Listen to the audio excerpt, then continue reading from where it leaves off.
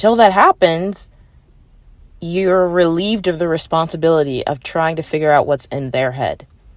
I remember my mom used to say all the time, it's none of your business what people think about you. And I think about that now because it's true. People are allowed to think what they want. I don't have to spend my life worrying about their thoughts, unless they communicate it to me. Like that Instagram post said, unless you say we have a problem, we don't have a problem.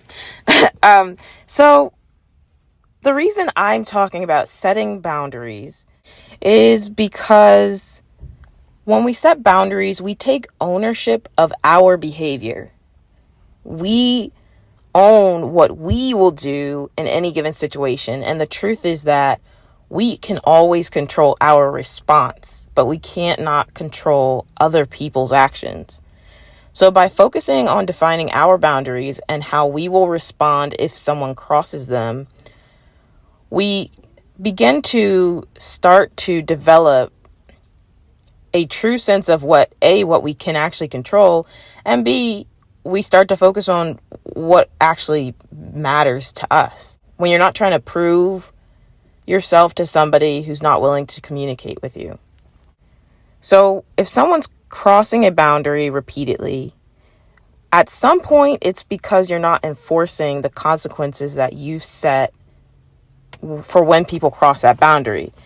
And to me, holding boundaries is not about being mean. It's about defining where you end and where others begin. And it allows you to enjoy relationships because there's mutual respect.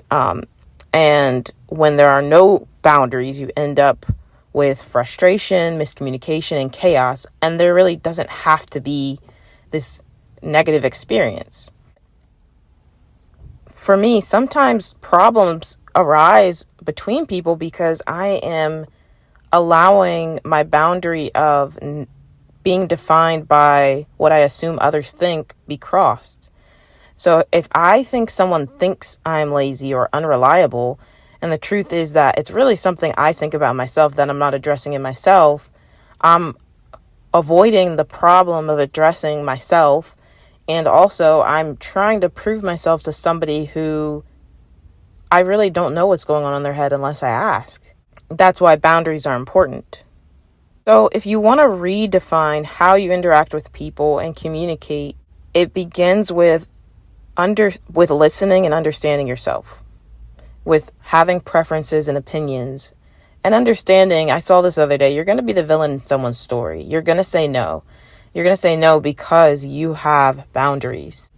The more you uphold those boundaries, the more you stand up for them and define them, I believe it actually brings a sense of freedom, because the people who are around you will respect your boundaries. And if they don't, you know that maybe they're not necessarily the best person to be around. Another reason you want to uphold your boundaries is because you learn the value of disagreeing without being disagreeable. And upholding boundaries doesn't mean being rude or selfish, but it does mean clearly stating what you want.